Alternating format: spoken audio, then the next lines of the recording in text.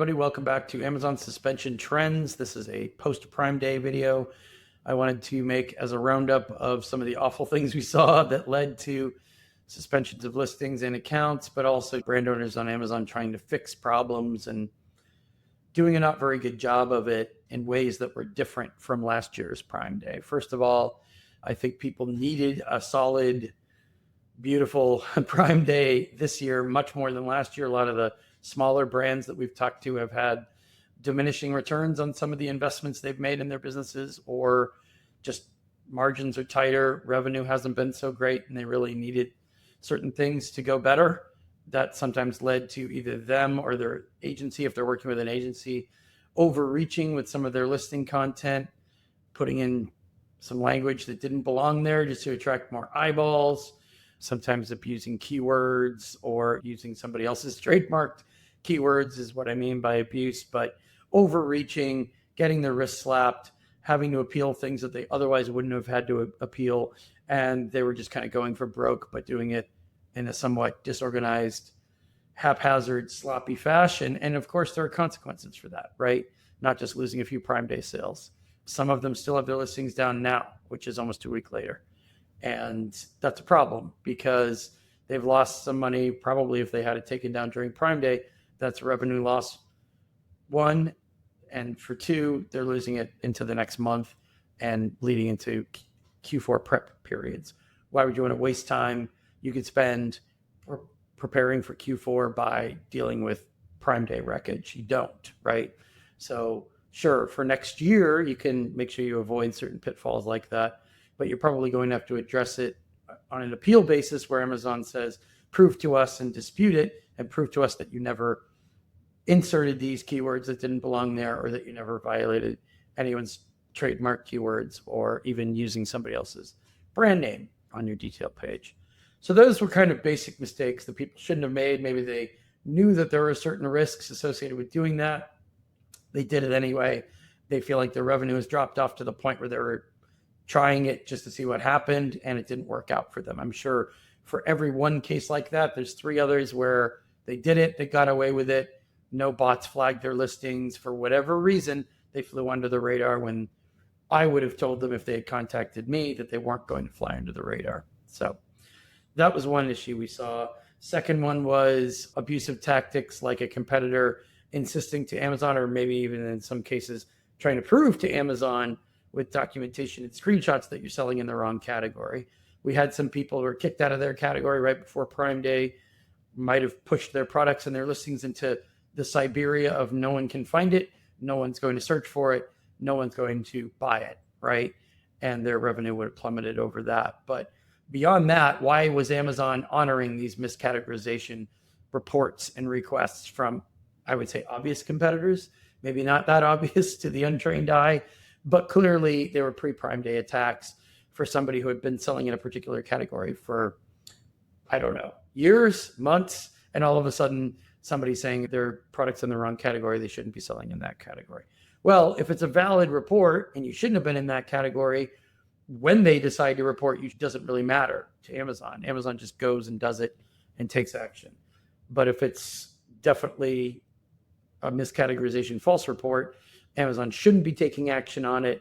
But because they were drowning in these and they had many instances where they were processing these reports, mistakes were being made. They were probably being processed by lower tier employees, by people who were rushing it, people that hadn't been adequately trained, people who didn't even understand the issue. I can't tell you how many calls, which I can save for another video, I've had with account health reps and brands that we work with that show that the account health reps don't even understand what we're talking about, right? Absence of training, absence of understanding of the nuance and the situational details that in terms of how the catalog works, how compliance works. Sometimes even people paying for a SaaS core rep and account manager were getting steered to call account health. Before I could help you with an internal escalation, you have to call account health. We had that a few times last week. Or you have to open a seller support case. And I won't waste time telling you how that wasted time. But for the account health reps, they were being forced or told or pressured to call account health by their SaaS core reps.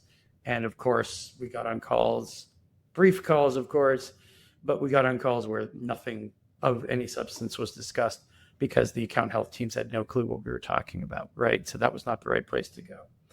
So you can't waste time listening to the wrong advice, whether it's from inside Amazon or outside of Amazon.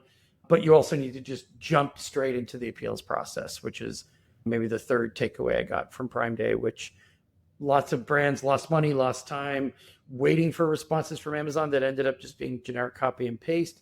They could have done an escalation appeal and emailed it in 24 hours earlier. And who knows, it could have been read, understood, and acted upon properly the first time. And they could have gotten their listing back if it was down, or they could have at least had their appeal accepted so they could stop appealing. That could have happened within the first hours of the problem instead of 2 days later when Prime Day was almost over. Excessive waiting for Amazon to respond, waiting for copy and paste responses that didn't have value. Some people were escalating it to executives and then missing phone calls. I understand people were busy with Prime Day, but you can't miss calls just because you've got a spam blocker on your phone. It's not always going to come from a 206 number. It may even show up as spam likely, but that doesn't mean you can't pick it up. You can always hang up if it's not Amazon. They do call in response to a lot of escalations now, and they were doing calls during Prime Day because they didn't want to spend the extra time annotating the account, writing responses, reporting back to their superiors. They just wanted to pick up the phone and figure out what was going on without having to read a one-pager. The final mistake I wanted to mention, which kind of relates to what I was just talking about, is the increase, certainly over last year's Prime Day, but also I think even since last Q4 25, of AI appeals, sloppily put together appeals where there's lots of repetitive content, lots of fluff, which makes it one page or longer beyond where it needs to be. Sometimes just inaccurate data, inaccurate info. You're basically throwing Amazon curveballs at that point. They don't understand what you're talking about. AI tools aren't Amazon specific, really. They're scraping info from all over the place, and it might include some content that has nothing to do with your type of problem.